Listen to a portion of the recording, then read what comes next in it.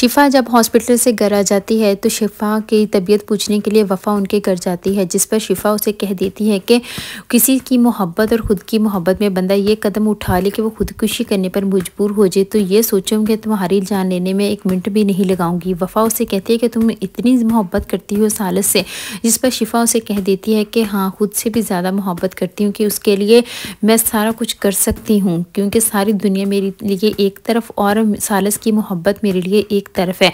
अब वफ़ा शिफा का ये हतमी फ़ैसला देखकर खुद भी एक फ़ैसला कर लेती है कि वो उन दोनों के दरमियान से हट जाएगी और सारा इल्ज़ाम खुद पर ले लेगी। इसीलिए अब वफ़ा सारे घर वालों की मौजूदगी में एक ही फ़ैसला सुना देती है कि मेरा सालिस से दिल भर गया है, इसीलिए मैं सालिस के साथ नहीं रहना चाहती, उससे डिवोर्स लेना चाहती हूँ। वफ़ा जब ये फ़ैसला सारे घर वालों के सामने सुनाती है तो तहज़ीब का बस नहीं चलता कि वो इस लम्हे को रोक दे और कहे कि नहीं, मैं वफ़ा को ही अपनी बहू बना कर रखूँगी। इसलिए वफ़ा से जब वो अकेले में बात करती है और उससे कहती है कि तुमने ये अच्छा नहीं किया, जिस पर वफ़ा अपनी फुफ्फो से कहती है कि आप क्या जाने कि शिफा किस कदम ने मुझे किस कदर हिला के रख दिया है। शिफा ने यह कदम उठाया और उधर सालिस की दौड़ लगाना ऐसे था जैसे सालिस के अंदर जान ही नहीं रही, तो फिर मैं कैसे उन दोनों के दरमियान आ सकती हूँ। इसलिए मैंने इस बात का फ़ैसला कर लिया है कि मैं इन दोनों के दरमियान से हट जाऊँगी और सारा इल्ज़ाम खुद पर ले लूँगी।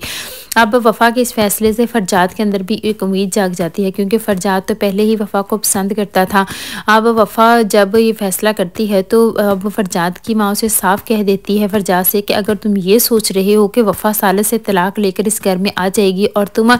उसे अपनी ज़िंदगी में शामिल कर लोगे तो ये सोच लेना कि ये कभी मैं होने नहीं दूंगी, क्योंकि ये मुमकिन ही नहीं, मैं उसे तुम्हारी दुल्हन कभी नहीं बनाऊंगी। अब वफ़ा के सारे घर वाले बहुत ज़्यादा परेशान हो जाते हैं कि आखिर वफ़ा ने क्या फ़ैसला कर लिया है। उसने खुद अपनी मर्ज़ी से सालिस के साथ शादी की थी, वो सालिस को पसंद करती थी, तो फिर सालिस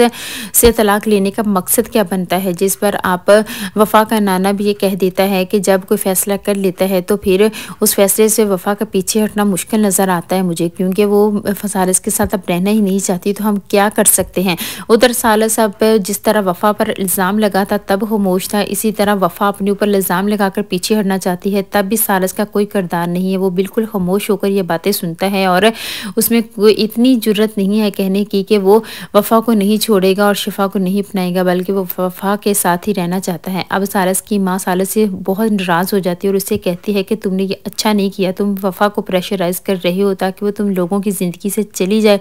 तो ये याद रखना मैं शिफा को कभी अपनी बहू तस्लीम नहीं करूँगी। और सालिस अब दोहरी मुश्किल में फंस जाता है, क्योंकि एक तरफ तहज़ीब है जो अपने बेटे को वफ़ा के साथ देखना चाहती है, शिफा के साथ नहीं, और दूसरी तरफ शिफा की मोहब्बत है। अब सालिस को ये समझ नहीं आ रहा कि वो क्या करे। वफ़ा ने खुद पर इल्ज़ाम लाकर रास्ते से हटने की जुर्रत तो कर ली है और सारे घर वाले उसी को मुर्दे इल्ज़ाम ठहरा रहे हैं, और शिफा और सालिस तो फिर इस बार बच गए, लेकिन फिर भी उन दोनों की शादी की कोई भी सूरत नज़र नहीं आती।